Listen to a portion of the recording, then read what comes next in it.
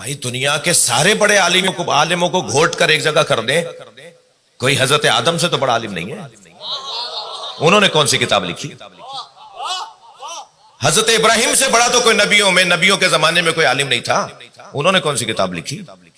بھائی اور آگے بڑی ہے، سرکار دو جہاں نے کون سی کتاب لکھی؟ سرکار نے تو کبھی قلم ہی ہاتھ میں نہیں لیا۔ بھائی دو چیزوں کو نبی نے ہاتھ نہیں لگایا، ایک تلوار ایک قلم۔ تلوار کا ہاتھ نہ لگانا تو بنتا ہے، اس لیے کہ رحمت للعالمین کے ہاتھ میں تلوار جچتی نہیں ہے۔ جو رحمت للعالمین ہو اور تلوار بھی کھینچے ہوئے ہو، یہ کیسے ہوگا جی؟ قلم سرکار نے ہاتھ میں کیوں نہیں لیا؟ سرکار نے قلم کو ہاتھ میں کیوں نہیں لیا؟ تو دل کر رہا ہے کہ اس منزل بیان پر امام سجاد کی ایک روایت آپ کو ہدیہ کر دوں۔ کسی نے آ کر میرے مولا سجاد سے کہا، مولا لوگ کہتے ہیں کہ نبی کو لکھنا نہیں آتا تھا۔ بھائی واضح رہے، میں نے کہا قلم ہاتھ میں نہیں لیا، یہ نہیں بولا میں نے کہ لکھنا نہیں آتا تھا۔ اس ممبر سے اس زبان میں بات ہی نہیں ہوتی، تھوڑا تھوڑا گردن ہلاتے رہیے، بات جا رہی ہے تو جی۔ یہ اس ممبر کی زبان نہیں ہے، ہمارے ممبر کی اپنی زبان ہے۔ ہم جس گھڑے سے پانی پیتے ہیں اس کا ذائقہ ہی کچھ اور ہے۔ امام سے کسی نے کہا کہ مولا لوگ کہتے ہیں کہ نبی امی تھے۔ حضرت نے فرمایا امی کا کیا مطلب لیتے ہیں لوگ؟ کیا انہیں لکھنا نہیں آتا تھا؟ جی۔ حضرت نے فرمایا وائے ہو ایسے لوگوں پر جو ایسا سوچتے ہیں، وائے ہو ایسے لوگوں پر جو ایسا سوچتے ہیں کہ انہیں لکھنا پڑھنا نہیں آتا تھا۔ حضرت نے فرمایا اب امام سجاد کی تفسیر آیت کی تفسیر سنیے۔ امام فرماتے ہیں کیا تم نے قرآن میں یہ آیت نہیں پڑھی؟ هو الذی بعث فی الامیین رسولا منہم یتلو علیہم آیاتہ ویزکیہم ویعلمہم الکتاب والحکمہ وَإِن كَانُوا مِن قَبْلُ لَفِي ضَلَالٍ مُبِينٍ۔ تم نے کیا قرآن میں یہ آیت نہیں پڑھی کہ اللہ نے اپنے نبی کو بھیجا ہے 4 کاموں کے لیے؟ سب سے پہلا کام یتلو علیہم آیاتہ، وہ آیات قرآن کی آیات الہی کی تلاوت کرنے آئے ہیں۔ وَيُزَكِّيهِمْ اور تزکیہ نفس اور تربیت بشر کرنے آئے ہیں۔ وَيُعَلِّمُهُمُ الْكِتَابَ وَالْحِکْمَةَ اور کتاب اور حکمت کی تعلیم کے لیے آئے ہیں۔ کہا مولا پڑھا ہے۔ تو حضرت فرمایا تو پھر تم کیسے کہہ سکتے ہو؟ کوئی کیسے کہہ سکتا ہے کہ انہیں لکھنا پڑھنا نہیں آتا تھا؟ کہ مولا اور واضح فرمایا۔ حضرت فرمایا تم نے نہیں پڑھا یعلمہم الکتاب، یا کتاب سے مراد کتابت ہے، وہ لکھنا سکھانے آئے ہیں۔ جسے لکھنا سکھایا اسے علی کہتے ہیں۔ مولا نے یہاں کتاب سے مراد کتابت لی ہے، امام سجاد نے۔ وہ کتاب یعنی کتابت کی تعلیم لینے آئے، ورنہ آیات قرآن کی تعلیم، اگر کتاب سے مراد قرآن تو وہ ہو گیا یتلو علیہم آیاتہ، وہ آیات کی تلاوت کرنے آئے۔ وہ تو آیات کی تلاوت کریں گے، تعلیم دینے آئے۔ یہ تعلیم کس چیز کی دینے آئے؟ کتابت کی، لکھنا سکھانے، جو خود اللہ کا قلم ہو۔ نون والقلم وما یسطرون، قسم ہے نون قلم کی اور ان سطروں کی جو اس قلم سے لکھی جاتی ہیں۔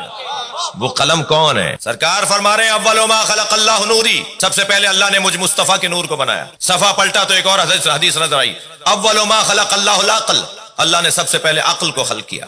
صفحہ پلٹا تو ایک اور حدیث نظر آئی، اول ما خلق اللہ القلم، اللہ نے سب سے پہلے قلم کو خلق کیا۔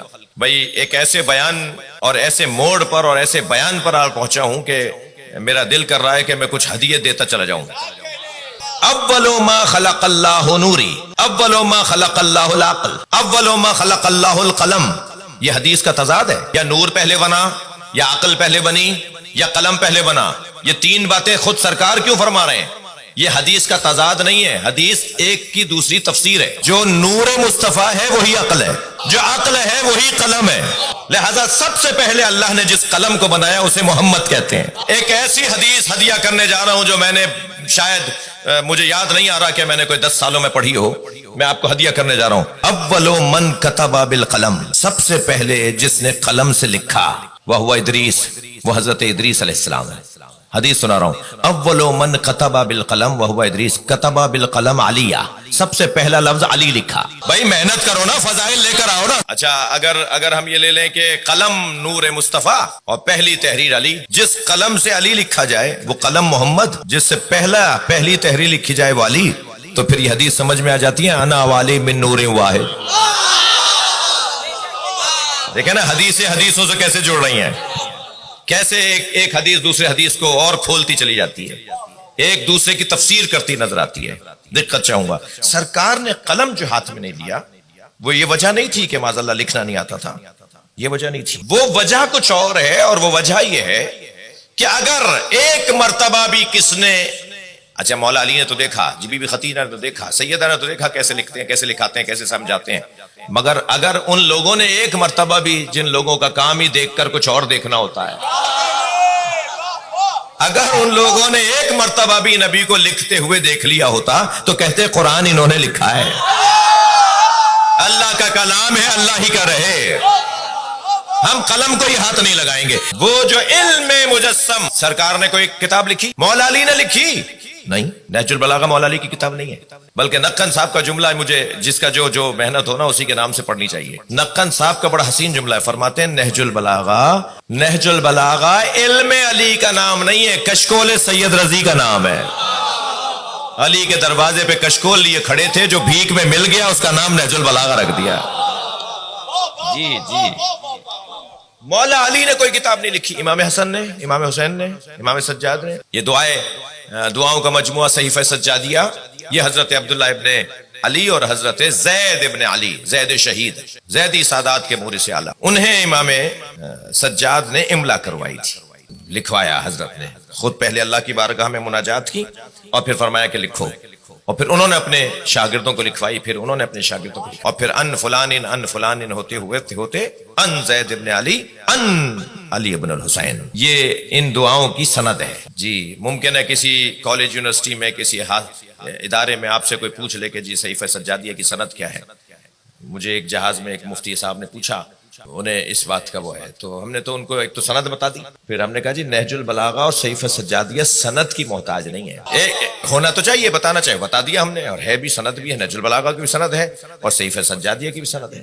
لیکن میں نے کہا جی نہج البلاغہ ہم بتا دیتے ہیں، آپ کی خواہش تھی ہم بتا دیتے ہیں، لیکن نہج البلاغہ اور صحیفہ سجادیہ سند کی محتاج نہیں ہے، اس لیے کہ کلام پکار کے بتاتا ہے کہ علی کا ہے۔ اسلوب کلام، اہل ادب تشریف فرمائے، اہل زبان کے سامنے میں بات کر رہا ہوں، مرزا اسد اللہ غالب کا شعر پکار کے بتائے گا کہ اسد اللہ غالب کا شعر ہے، جوش کا کلام پکار کے بتائے گا کہ جوش کا کلام ہے۔ اب اگر کوئی بھونڈا کلام کوئی بچہ لے آئے اور کہے کہ جوش کا ہے، تھوڑا سا بھی ادب جاننے والا کہے گا یہ جوش کا ہے ہی نہیں۔ آپ کیسے کہہ رہے ہیں کہ جوش کا نہیں ہے؟ مجھے تو کسی نے کہا ہے کہ جوش کا ہے، تو آپ جواب دیں گے اسلوب بتا رہا ہے کہ جوش کا نہیں ہے۔ علی کا کلام نہج البلاغہ پکار کے کہتا ہے کہ علی کا ہے، صحیفہ سجادیہ پکار کے کہتی ہے کہ امام سجاد کی دعائیں۔ کسی میں جرت نہیں ہے ایسا بولنے کی، اور دیکھا دیکھی میں اگر کسی نے بول بھی دیا نا تو نبھانا مشکل ہو جائے گا۔ میں زمین کے رستوں سے زیادہ آسمان کے رستے جانتا ہوں، بول کے دکھائے سے کوئی نبھانا مشکل ہو جائے گا، زمین کے رستوں سے زیادہ۔ یہ زمین کے رستے نہیں جانتے تو وہ مولا فرما رہے کہ میں زمین سے زیادہ آسمان کے رستے جانتا ہوں۔ کیوں نہیں لکھا بھائی؟ سرکار نے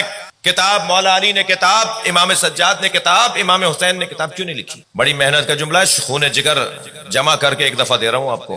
ائمہ اہل بیت نے جو کتاب نہیں لکھی اس کا ایک سبب یہ ہے کہ یہ توجہ، یہ اپنے علم کا اظہار کاغذوں پر نہیں کرتے، پیکروں پر کرتے ہیں۔ ہاں نبی نے کتاب لکھی ہے، سرکار دو جہاں کی کتاب کو سلمان فارسی کہتے ہیں، مولا علی نے کتاب لکھی ہے، علی کی کتاب کو مالک اشتر کہتے ہیں، اور حسین نے تو کربلا میں 72 کتابیں لکھی ہیں۔